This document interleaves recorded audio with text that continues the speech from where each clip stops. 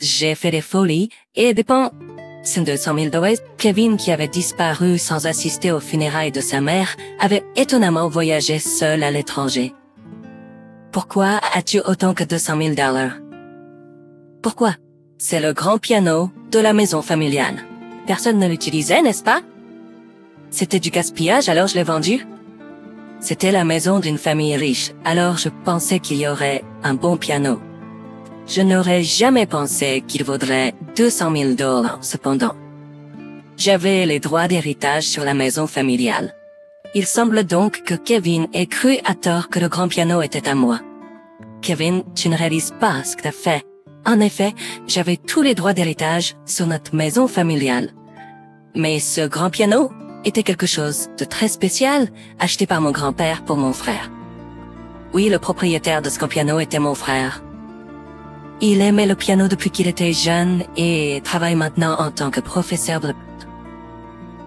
Le grand piano que Kevin a vendu a toujours été utilisé par mon frère. Mais comme il n'y avait pas de place dans sa maison, il était conservé dans notre maison familiale.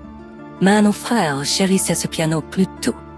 Il est déterminé et déteste la malhonnêteté. Même s'il ne l'avait pas utilisé depuis un moment, il serait furieux s'il découvrait que sa possession avait été vendue sans sa permission. Probablement, même le dédommager ne suffirait pas.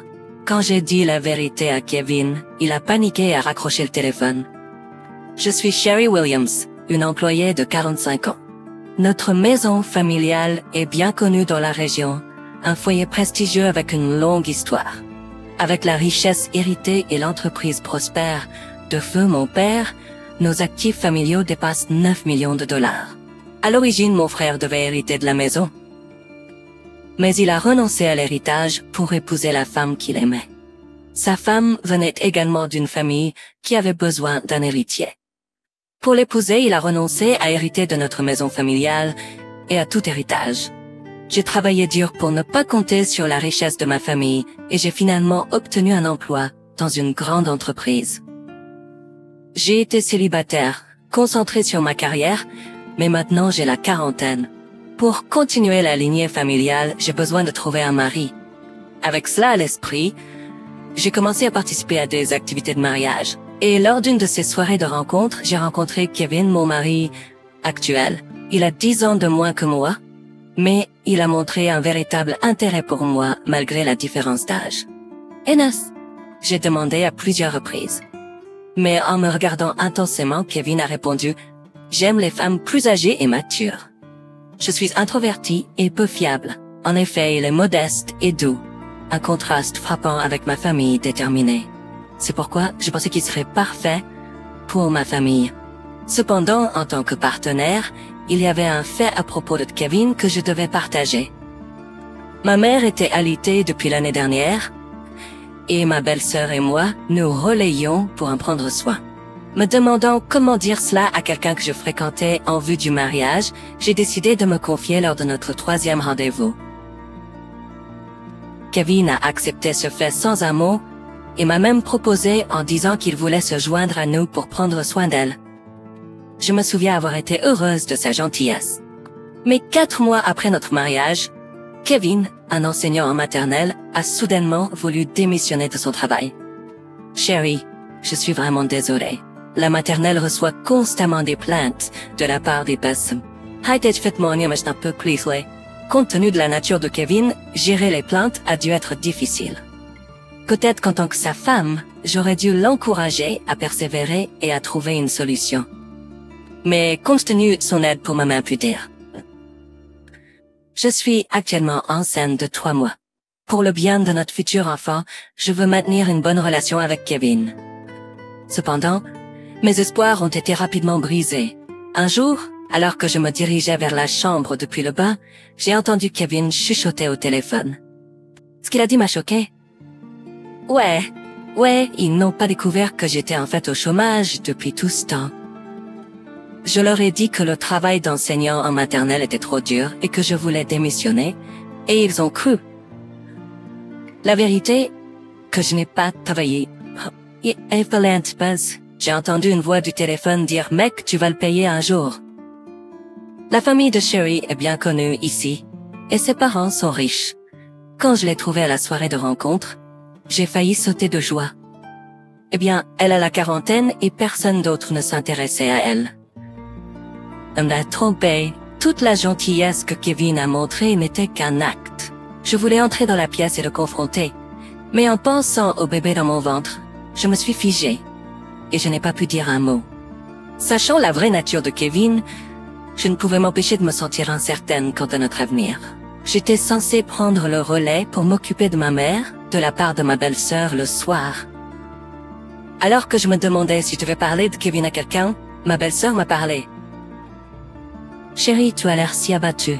Est-ce que quelque chose te tracasse? Si tu as des problèmes, n'hésite pas à m'en parler. » Ma belle-sœur est une personne au grand cœur. Avec son expérience de s'occuper de ses propres parents depuis des années, elle prend soin de ma mère avec habileté et minutie. Elle est quelqu'un en qui j'ai une profonde confiance. Je lui ai confié mes problèmes avec Kevin. Je suis contente qu'il m'ait parlé. Garder ça pour toi peut affecter le bébé. Oui, je suis désolée d'avoir abordé un tel sujet. C'est pas facile. Ça ne semble pas être quelque chose qui peut être résolu rapidement. Mais en parler soulage un peu ton cœur, non? Mais que faire de cette situation troublante? Elle s'inquiète pour mes problèmes, comme s'ils étaient les siens. Puis la sonnette a retenti et Kevin est entré dans la maison. Nous avons été surpris un instant, mais Kevin est entré dans la maison avec un sourire ignorant tout. « Salut chérie, je vais prendre en charge le soin de ta mère à partir d'aujourd'hui. C'est un moment délicat pour notre bébé, donc tu ne devrais pas te fatiguer. » Kevin était lui-même, jouant parfaitement le rôle d'un mari attentionné devant moi. « Merci, laisse-moi t'expliquer en détail le soin de ma mère. Pas besoin, je vais apprendre de ta belle-sœur. Repose-toi simplement à la maison, mais c'est le jour où mon frère rentre tôt, et ma belle-sœur doit partir bientôt. » En disant cela, ma belle-sœur m'a regardé dans les yeux et a doucement secoué la tête comme pour dire « C'est bon. » Peut-être qu'elle parlerait à Kevin en mon absence. Avec cette pensée, j'ai décidé de suivre sa suggestion et de rentrer chez moi. Mais je n'ai pas pu m'empêcher de me demander de quoi ils allaient parler. J'ai fait semblant de quitter la maison, mais je me suis cachée hors de vue, près de l'entrée. Ma belle-sœur a essayé d'apprendre à Kevin à s'occuper de ma mère, mais il a parlé en premier. Je me suis demandé, pourquoi t'occupes-tu autant de ta belle-mère? Sa voix était la même que lorsqu'il est au téléphone.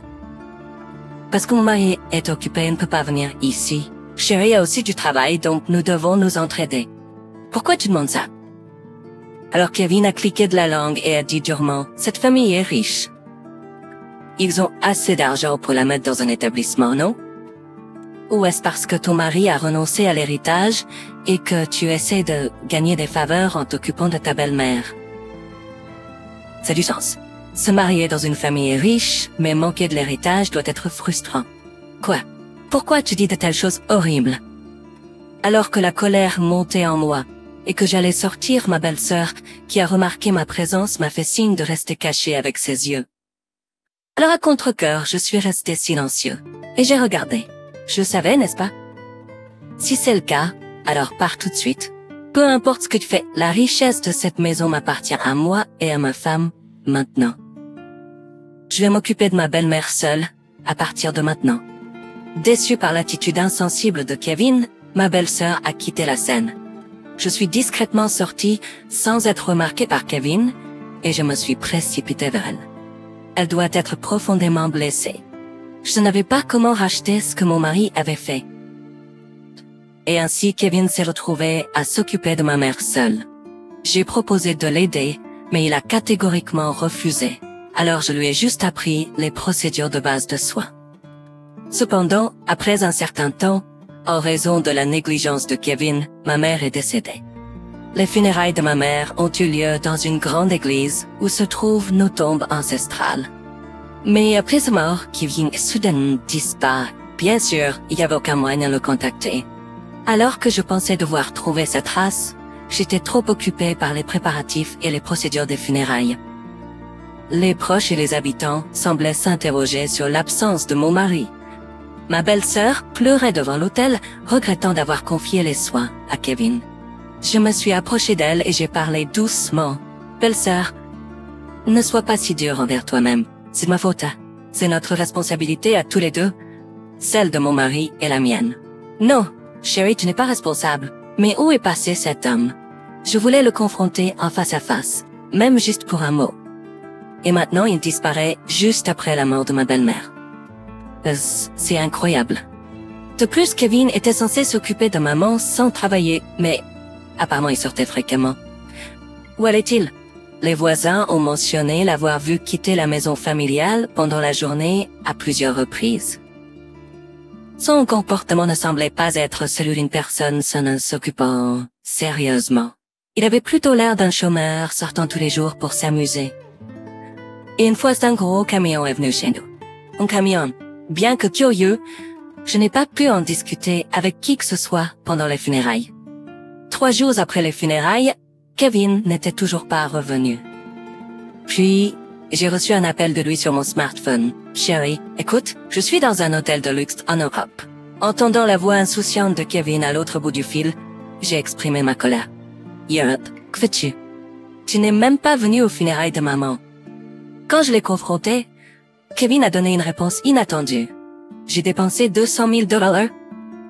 Pourquoi as-tu une somme aussi importante de 200 000 $? C'était du gaspillage, alors je l'ai vendu. Je savais qu'une famille riche aurait un bon piano. Je ne m'attendais pas à ce qu'il vaille 200 000 cependant. Kevin avait vendu le piano à que de notre famille sans permission et profitait d'un voyage en Europe avec l'argent. Ce piano, un objet précieux que mon frère avait supplié mon grand-père d'acheter, valait effectivement environ 200 000 $. Kevin séjournait dans des hôtels de luxe du genre que l'on voit à la télévision et avait rapidement dépensé les 200 000 $. Je n'aurais jamais imaginé que Kevin, que je pensais prendre soin de ma mère, ferait une telle chose. Bien sûr, notre maison familiale est très sécurisée, mais pour un membre de la famille, une telle sécurité est presque inexistante. Le camion dont les voisins ont bavardé a dû être utilisé pour transporter le piano. Comment as-tu pu faire une chose pareille tout seul? Je n'arrive pas à y croire. Tout le monde était inquiet de ton absence aux funérailles. Mais une fois que l'enfant sera né, je n'aurai plus aucune liberté, n'est-ce pas? Quand chérie travaille, moi, mari au foyer, devrais faire tout le travail ménager et m'occuper des enfants. En entendant la réponse de Kevin, ma frustration s'est transformée en incrédulité totale. C'est bien que Kevin soit enthousiaste à propos de la garde d'enfants, mais il semble qu'il prévoit de continuer à compter sur moi et n'a pas l'intention de travailler lui-même. De plus, il semble que Kevin croit que le piano à queue était aussi à moi. Tout ce que je pouvais faire était de dire à Kevin, qui avait vendu le piano sans rien savoir et utiliser l'argent pour s'amuser, « Kevin, tu comprends pas ce que tu as fait. » « Tyne, que veux-tu dire? » En entendant sa voix confuse, j'ai décidé de lui dire la vérité sur le piano. Ce piano a été acheté par notre grand-père pour mon frère. Donc ce n'est pas le mien, c'est celui de mon frère. Oh vraiment? Alors, invente simplement une raison pour ton frère. Ça devrait régler les choses, non? Ne le rends pas si sérieux. Il n'y avait aucun sentiment de culpabilité dans la voix de Kevin pour avoir vendu la propriété de quelqu'un d'autre. Il n'avait rencontré mon frère qu'à notre mariage et ignorait sa nature extrêmement stricte. Donc il ne réalisait pas la gravité de ce qu'il avait fait. Mon frère a toujours aimé le piano et travaille maintenant comme professeur de piano. Le piano à queue que Kevin a vendu était toujours utilisé par lui. Mais comme il n'y avait pas de place dans sa maison, il était stocké dans notre maison familiale. Moss, mon frère chérissait ce piano plus que tout. Il est déterminé et déteste la malhonnêteté. Même s'il ne l'avait pas utilisé depuis un moment, il serait furieux d'apprendre que sa possession a été vendue sans permission. Probablement juste le dédommager ne suffirait pas. Après avoir expliqué la situation en détail à Kevin, il a simplement écouté en silence. « Est-ce que tu comprends? Dire à mon frère que tu as vendu son précieux piano ne finira pas bien. Il est inflexible et je n'ose même pas imaginer ce qui va se passer maintenant. » L'appel s'est soudainement terminé après que j'ai dit ça. Kevin était sans aucun doute perplexe.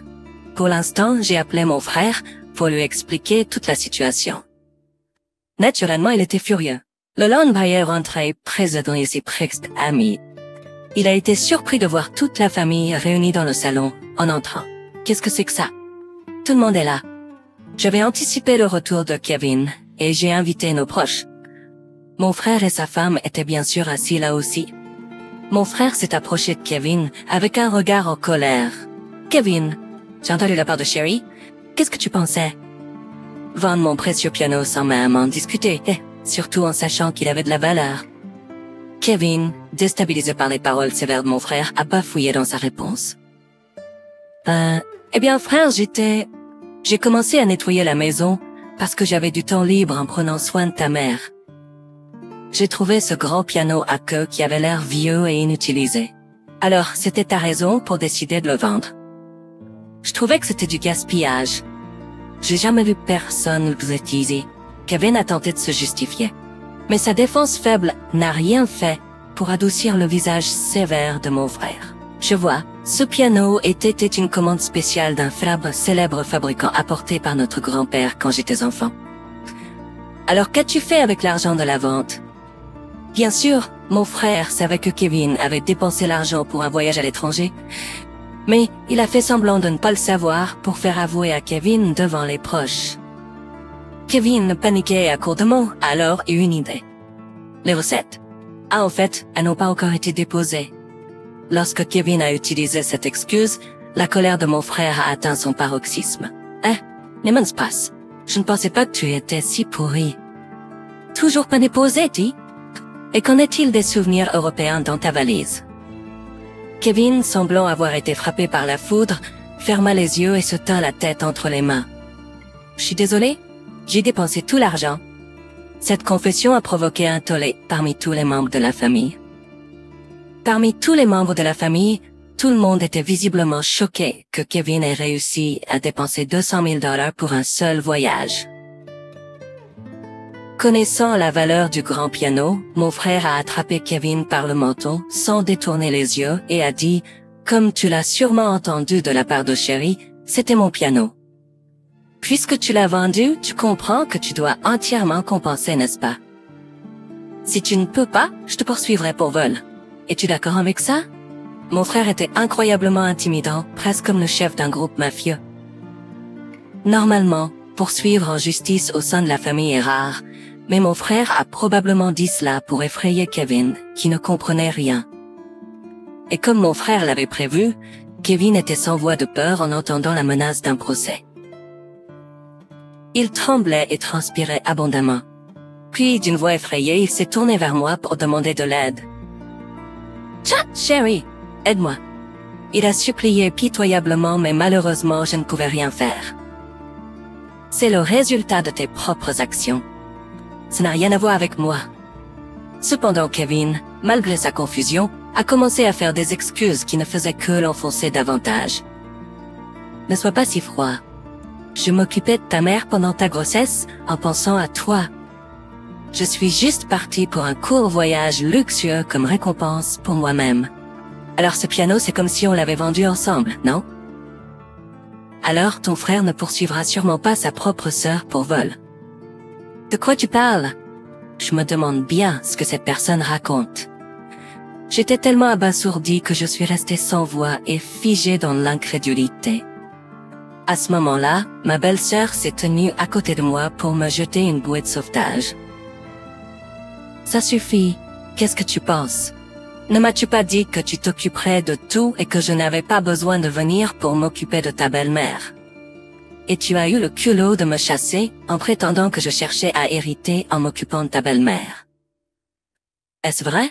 Hey Kevin, tu as dit de telles horreurs à ma femme? Je suis désolé, je ne voulais pas t'inquiéter, alors j'ai gardé le silence jusqu'à présent. Et il est prévu que je veux tenir à l'écart de la maison pour vendre le piano en secret. J'ai approuvé les paroles de ma belle-sœur. Il est devenu clair pourquoi il insistait pour s'occuper de notre mère seule et tenait tout le monde à l'écart de la maison. En sachant le plan de Kevin, la colère de mon frère a atteint son paroxysme et il l'a interrogé encore plus férocement. « As-tu planifié cela depuis le début? » Ma femme a pris en charge les soins de notre mère, car elle ne voulait pas être en institution. Elle s'est proposé de le faire car elle avait déjà de l'expérience en s'occupant de ses propres parents. Oublie l'argent pour le moment. D'abord, tu dois demander pardon à ma femme ici même.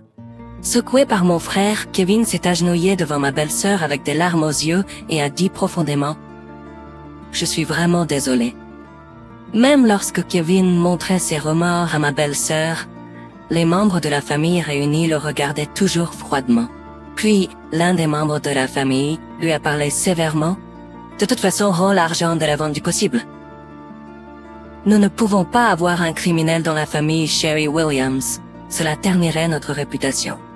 En entendant les paroles de mon oncle, Kevin a encore une fois mal compris et a fait une autre suggestion bizarre. C'est ça. Vos frères, nous ne pouvons pas devenir des criminels. Mettons fin à cette discussion ici.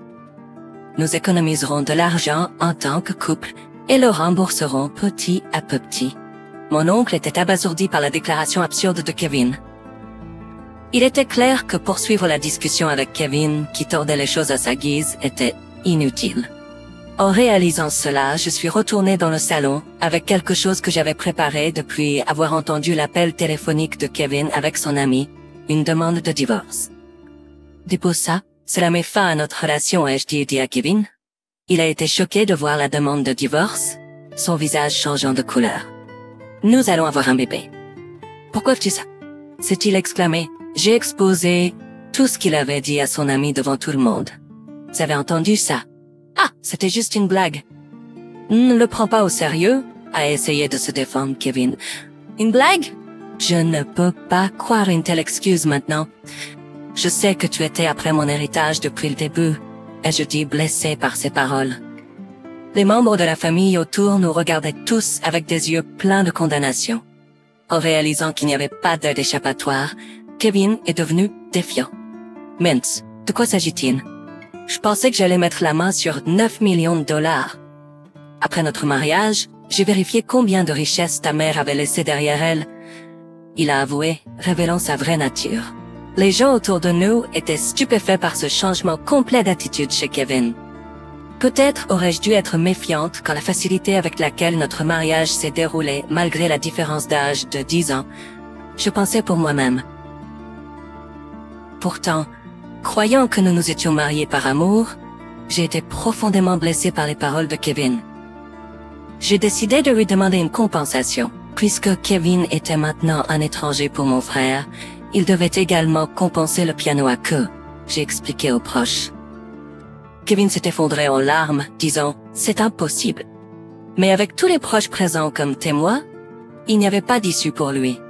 Mais t'en fais pas, je ne demanderai pas de pension alimentaire pour enfants. Ah, c'est un soulagement. Je n'aurais pas pu me le permettre.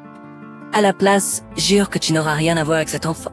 Tiens, je ne te permettrai jamais de prétendre être le parent de cet enfant. Tu n'as aucun lien avec cet enfant. Point final. Kevin a essayé de contester ma déclaration. Quoi? Mais je suis le père.